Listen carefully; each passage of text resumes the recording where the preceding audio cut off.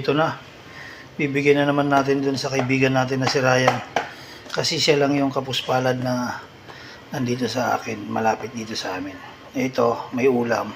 Paksi na bangos, sinigang na baboy, minudo. Tapos ito, sinaing na tulingan. Tapos may tinapay, may kanin. O yan lakay. Ibibigay natin to sa kaibigan natin. Ito, galing to kay architect. Dinonate niya. Architect Ricky. Ito naman, bigay ng mga kaibigan natin. Yan. Ilalagay na natin dito. Tapos idadali na natin. At meron pang isa dyan sa loob. Ayan. Hindi ko na pinakita kasi baka mahingi. Hindi naman, at least yun. Yung hindi nila nakakain, makakain nila ngayon. Dahil sa mga tulong ng mga kaibigan natin na nagbibigay. Tulad niyan. Sinigang, minudo, tapos paksi na bangus, kanin, at least makakain sila.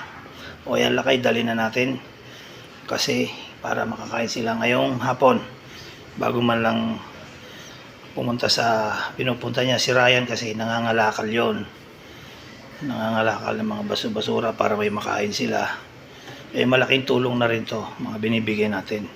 Kaya kung sino man ang nakapanood nito, mag-like and mag-share, mag-follow na rin para updated kayo lagi sa mga video ko. I-share nyo na rin sa mga kaibigan nyo para makatulong pa tayo sa mga kapuspalad na kababayan natin. O yan lakay, ibabalot ko na at dadalhin ko. O yan na lakay, naibalot na natin. Dalhin natin maya maya ng konti kasi meron pa akong meron pa akong isi-serve sa mga nagmi-meeting. Diyan lang. Habang may mga bisita. Ayan na lakay, nandiyan na si Ryan. Nakita niya na ako. Iabot na natin to. Si Ryan, ang kaibigan natin. Masalubong pa oh. Kilala na ako ni Ryan eh. Ayan Ryan, sa'yo na to. Salamat. Pasalamat ka kay architect. Salamat po. Ayan, si architect. Ayan, sige, salamat Ryan. Natin kay Ryan yung pagkain niya. Salamat kay architect Ricky. At naibigay na. Lakay, naibigay na natin yung pagkain ni Ryan. Ayan, ako naman ang hihingi ng tulong sa inyo. I-follow nyo naman ako and share and like para marami pa tayong matutulungan na kapuspalad kagaya ni Ryan. Ayan, salamat lakay.